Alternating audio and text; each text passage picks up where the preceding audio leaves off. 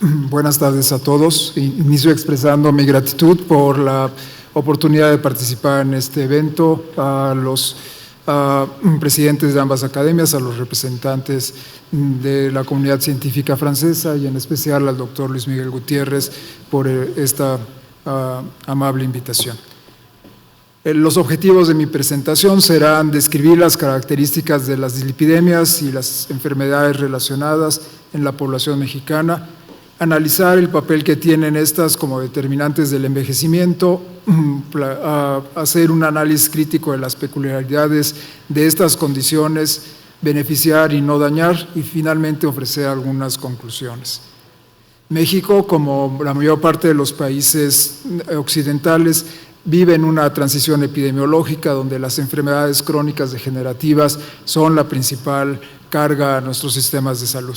Esta lámina, creada con el sistema propuesto por el Grupo de Carga Global de Enfermedad, claramente demuestra cómo la enfermedad cardiovascular, la diabetes y las nefropatías, junto con la enfermedad vascular cerebral, representan cerca del 60% de la carga global para nuestro sistema de salud. Entre mayor sea el cuadro y mayor sea la intensidad del azul, quiere decir que la contribución es mayor debido a que afecta a un mayor número de personas y además el crecimiento en incidencia o prevalencia es mayor en los últimos años.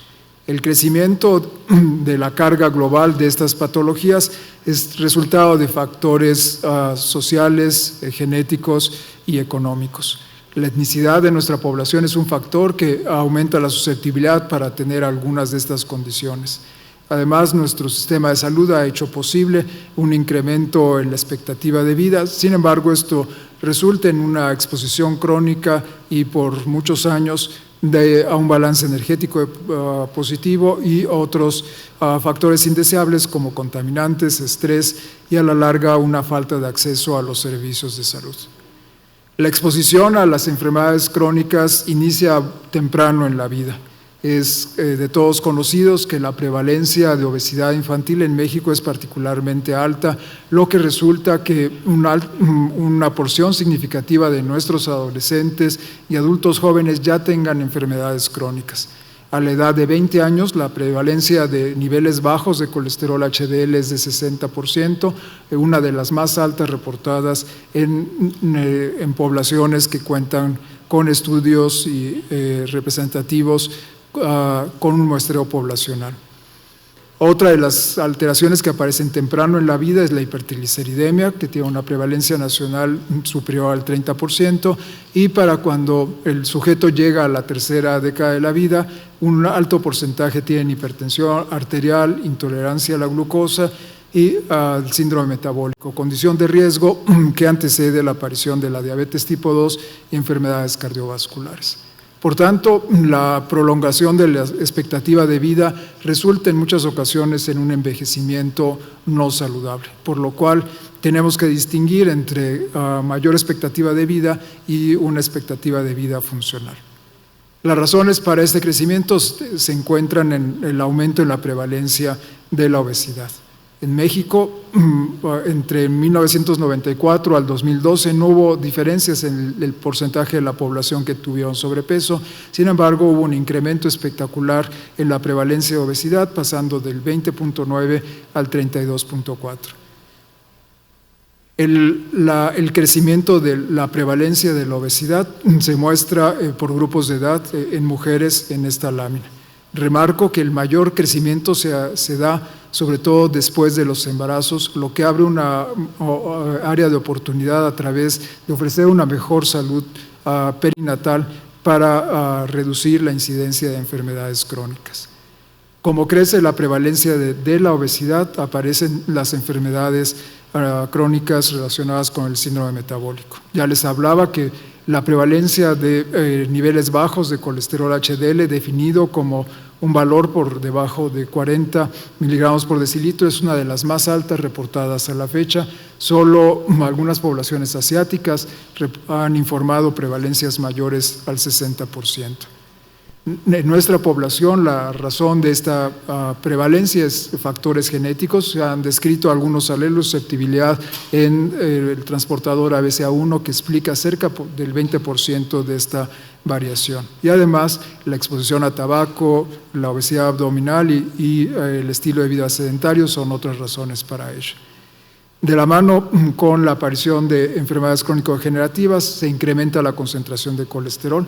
La última información sobre prevalencia de hipercolesterolemia, definida como valores arriba de 200, se encuentra en 43.6%. Nuestro sistema es particularmente ineficiente en detectar esta condición, dado que solamente el 8% de aquellos que fueron identificados con este factor de riesgo conocían sufrir de valores altos de colesterol. De ellos, cerca del 90% habían recibido alguna vez en su vida tratamiento con estatinas, sin embargo, menos del 10% se encontraban en la meta que les correspondía. Es decir, nuestro sistema es ineficiente en detectar y en tratar los factores de riesgo cardiovascular. La hipertrigliceridemia también es un factor de riesgo más común en la población latinoamericana que en las poblaciones caucásicas. Pueden observar que en el 2006 cerca de la tercera parte de nuestra población tenían valores arriba de 150 y nuevamente un porcentaje muy pequeño de las personas conocían su condición. En contraste, la hipertensión arterial es diagnosticada en más de la mitad de los casos. Esta lámina les muestra los cambios que ha habido en prevalencia de hipertensión arterial de 1994 al 2012, observándose un pequeño incremento. La prevalencia actual es de 31.5%. Más de la mitad de los casos conocen su diagnóstico. Sin embargo, la crítica en cuanto a la ineficacia terapéutica se aplica también por igual a la hipertensión arterial, dado que a pesar de que cerca del 75% estaban bajo tratamiento farmacológico, menos de la mitad de ellos estaban en las metas de control. Usando el síndrome metabólico como un indicador de riesgo tanto de mortalidad cardiovascular, diabetes o envejecimiento patológico, pueden observar que cerca de la mitad de los mexicanos tienen el síndrome metabólico usando la definición de la Federación Internacional de Diabetes. La prevalencia del síndrome metabólico es mayor en las mujeres, 47.4% contra 34.7% en los hombres. Viendo esta prevalencia, no es difícil imaginar que la prevalencia de diabetes tipo 2 es muy alta. México es el 7º país en prevalencia de diabetes tipo 2, usando tanto criterios de diagnóstico médico como hallazgo por encuesta. 14.4% de los adultos en México padece esta condición, la mitad de ellos desconoce saber. Los mismos problemas que he descrito para los factores de riesgo anterior aplican por igual para la diabetes tipo 2. Quisiera resaltar algunas peculiaridades de la presentación de las enfermedades crónicas en las poblaciones latinoamericanas. La primera es la ocurrencia de la enfermedad a edades tempranas, la aparición en presencia de índices de masa corporal menor al observado en otras poblaciones. En nuestra población no se requieren índices de masa corporal arriba de 30 para observar un incremento, como sucede en caucásicos, con incrementos arriba de un índice mayor de 25 kilogramos por metro cuadrado, se observa un claro incremento en la frecuencia de estas condiciones. Las enfermedades crónicas son más frecuentes en las personas con etnicidad amerindia y además el rezago en la atención de problemas infecciosos permite la coexistencia en los mismos individuos de patologías crónicas con enfermedades infecciosas. Hace unos días el doctor Gutiérrez y colaboradores publicaron datos de la ENASEM, una encuesta por cuestionario que ha seguido una población desde 2001 y la gráfica les muestra cómo personas que tienen enfermedades crónicas y que además tienen enfermedades infecciosas tienen una menor tasa de sobrevida en esta cohorte seguida por cerca de 10 años. Es decir, el ambiente propio de Latinoamérica permite el crecimiento de enfermedades crónicas, pero además permite la interacción con enfermedades infecciosas, con ello disminuyendo la expectativa de vida con calidad. Es de todos conocidos, simplemente muestro esta lámina para como prueba de la contribución que tiene la hipertensión arterial como determinante de un envejecimiento saludable. Quizás el mejor estudio para demostrarlo es el estudio de Whitehall, en el cual se ha seguido una población durante varias décadas y en la porción central de la lámina pueden observar cómo a mayor presión arterial, mayor riesgo de tener un envejecimiento con pobre calidad de vida y una mayor mortalidad. Y en la parte inferior pueden observar exactamente la misma tendencia para las quintilas del colesterol. Cuando interactúan estos factores, el riesgo se incrementa notablemente. Pueden observar cómo al sumar la contribución de la presión arterial, el colesterol y el tabaquismo, a mayor número de factores de riesgo, mayor es la probabilidad de tener enfermedad vascular y muertes originadas por este tipo. La exposición crónica a enfermedades crónicas no transmisibles nos debe llevar a distinguir entre el envejecimiento saludable y la expectativa de vida. Esto ha sido motivo de varios análisis por el Grupo de Carga Global de la Enfermedad, el mismo que generó la estadística mexicana con la que inicié mi presentación. Este artículo, publicado hace un par de años, muestra la expectativa de vida, cómo ha cambiado a nivel global entre 1990 y el 2010 para los sujetos a diversas edades. Y además se analiza cuál es la expectativa de vida con calidad, libre de fragilidad y limitaciones para ser independiente. La conclusión principal de este artículo es que existe una gran diversidad. En algunos países una ganancia notable de vida con calidad y en contraste otros que a pesar de mejorías en su sistema de salud no han sufrido cambios significativos. En esta lámina les presento los datos de México y de Francia y pueden observar que existe una disparidad con una mayor expectativa de vida para Francia y lo mismo aplica para expectativa de vida con calidad, tanto para hombres como mujeres. Y el crecimiento que se dio en el 2010 es notable, es mayor para la expectativa de vida, sin embargo existe una modificación de menor magnitud para la expectativa de vida con calidad. Lo ideal es que los individuos que tengan los factores de riesgo sean controlados durante su vida adulta, sin embargo en la práctica muchos de los pacientes llegan a la tercera edad sin un control adecuado de la hipertensión y de la dislipidemia, lo cual nos obliga a ser particularmente cuidadosos en decidir cuáles son las mejores herramientas para reducir el riesgo cardiovascular. Tenemos que recordar que el objetivo de la intervención no solamente es la prevención de eventos cardiovasculares, es mantener al individuo funcional. Por ello, antes de decidir una intervención, tenemos que analizar cuál es la magnitud de la expectativa de vida, comparar la edad cronológica contra la edad funcional, identificar las condiciones asociadas que tiene el sujeto como fragilidad, número y severidad de las comorbilidades y su función cognitiva, teniendo en cuenta además que las herramientas que usamos en la población adulta para predecir sobrevida o mortalidad cardiovascular no son útiles en las personas de la tercera edad. De hecho, esa es una gran área de oportunidad. Las herramientas de predicción cardiovascular que se usan para la población general en subgrupos de población como las poblaciones latinoamericanas, las poblaciones jóvenes o la tercera edad no tienen la misma precisión. Asimismo, la fragilidad aumenta el riesgo de tener efectos colaterales y muchos de estos pacientes requieren numerosos medicamentos, aumentando la posibilidad de generar efectos indeseables. El beneficio del tratamiento de las dislipidemias y la hipertensión arterial ha sido ampliamente demostrado aún en el adulto mayor. A pesar de que existen estudios no muy largos o tan sólidos como existen para el resto de la población. Esta lámina proviene de un metaanálisis publicado en septiembre del año pasado en JAMA, que colecta toda la información disponible sobre el tema del tratamiento de las dislipidemias en el adulto mayor.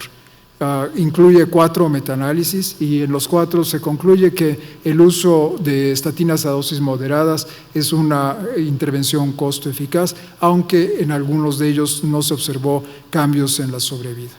El estudio principal es el estudio PROSPER, que es el único que específicamente analizó personas de la tercera edad y demostró que aún en ellos se reduce la mortalidad cardiovascular. Los resultados del estudio STARE que seguramente generarán la mejor evidencia disponible para identificar la intensidad y los umbrales de tratamiento que deberemos usar en los adultos mayores. Todos el resto de los estudios que ven en esta y en la siguiente lámina son estudios que fueron diseñados en población abierta, pero que incluían un número suficiente de personas mayores de 65 años y por ello se analizaron por separado, colectados en un metaanálisis y generar la evidencia mejor que existe que demuestra que tiene una reducción en mortalidad cardiovascular. Este mismo metaanálisis propone una guía de tratamiento para el manejo de la hipercolesterolemia que incluye este esquema de flujo. Para aquellos casos que ya están recibiendo una estatina y que tienen enfermedad cardiovascular, se propone mantener la misma dosis estando alerta de la presencia de eventos adversos. Si el paciente tiene enfermedad cardiovascular pero no está recibiendo estatina, se debe hacer una evaluación multidisciplinaria de ellos y se recomienda su empleo. Sin embargo, si el sujeto tiene comorbilidades, polifarmacia, fragilidad o su expectativa de vida es baja, la recomendación es no usar estatina, dado que no se obtendrán beneficios y probablemente cause mayor limitación funcional. En el extremo opuesto son para aquellos casos que tienen efectos adversos o que pudieran coexistir con condiciones que limiten el empleo de la estatina y la posición de este documento es evitar la exposición lo más posible en sujetos con fragilidad o con múltiples comorbilidades. Una de las áreas de preocupación es cuál es el efecto de estos medicamentos en función cognitiva.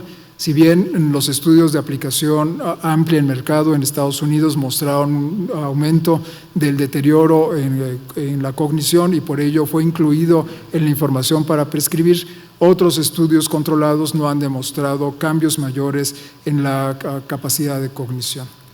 También debemos de considerar el posible efecto que tienen las estatinas sobre la incidencia de diabetes. El estudio Júpiter demuestra que este efecto colateral debe ser considerado sobre todo en personas obesas. En aquellos que son delgados o que no tienen historia familiar de diabetes, la incidencia de diabetes es prácticamente nula, por lo cual no debe ser una limitante para prescribir estos medicamentos.